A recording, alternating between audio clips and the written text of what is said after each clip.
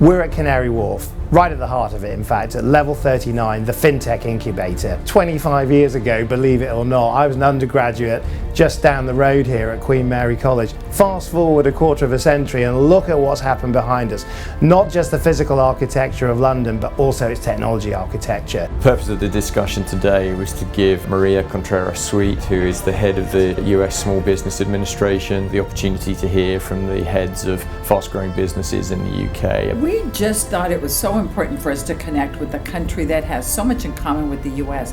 Common language, common culture, common values, and an uncommon friendship. We had a lively discussion, very action-packed, specifically looking at what role can large businesses play in enabling young, early-stage companies to grow and scale at speed. London is an incredible place. I've always thought it's one of the best cities in the world. It's incredibly diverse. It's a hugely tolerant city. We also benefit from having exceptional technical institutions that are dotted around the edge of London, the likes of Cambridge and Oxford. The challenges of diversity that we're experiencing in our country, the challenges of including women in the workforce and in the disrupting space which we're having in our country. Companies and everybody performs better when there's diversity in the room. You have an opportunity to address that issue as well, and I think we ought to get on with it. I think the best things to come out of today's roundtable were the depth of talent and the breadth of talent that's in this city.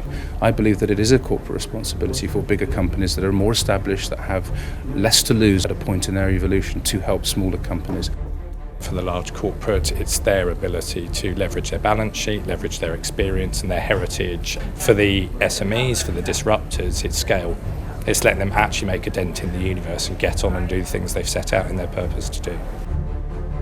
And it was really interesting to hear that the small business part of the economy has a seat at the table at Cabinet. It's something we don't have here in the UK, and I think it potentially sets an example of what we might want to do, especially in a post-Brexit world.